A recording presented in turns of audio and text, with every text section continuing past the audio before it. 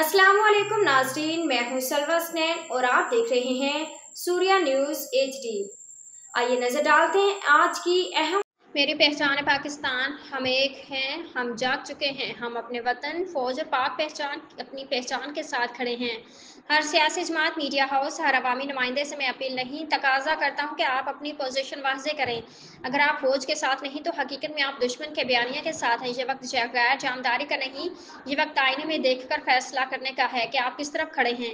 उनके साथ जो नफरत, आग और इंतशार फैला रहे हैं, या उनके साथ जो हर महाज पर अपने पाकिस्तान का परचम बुलंद कर रहे हैं। Doctor Ishrat ul-Ibad Khan, national press club Islamabad में तारीखी खिताब।